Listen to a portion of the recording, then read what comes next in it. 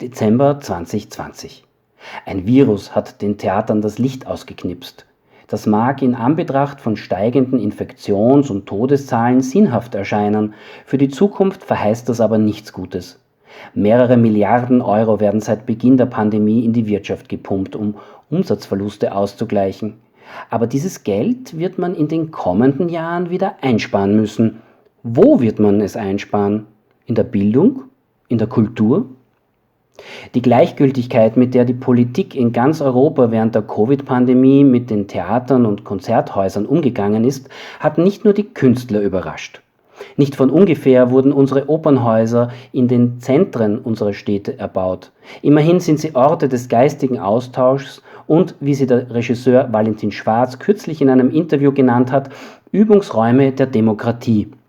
Analysiert man die Kommunikation der Politik in den vergangenen Monaten, dann kommt man aber zu dem Schluss, dass diese Räume unserer Demokratie von den politischen Entscheidungsträgern zunehmend als reine Freizeiteinrichtungen gesehen werden. Jeder, der regelmäßig in die Oper geht, weiß aber, dass Operntheater weit mehr sind als Arenen der Unterhaltung.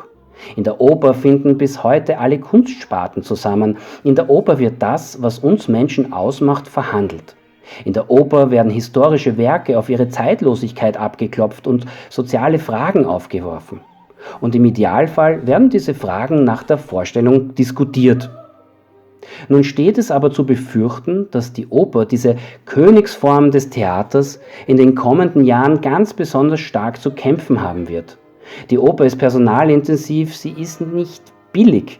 Sie hat aber einen großen Wert und dieser Wert muss wieder sichtbar gemacht werden. Mein Name ist Stefan Burianek. Ich wünsche mir, dass die Oper wieder in die Mitte unserer Gesellschaft rückt. Und ich hoffe, Sie helfen mir dabei, an diesem Traum zu arbeiten. Abonnieren Sie am besten heute noch Opernews und werden Sie Teil unserer Opernlobby, weil Oper unser Leitmotiv ist.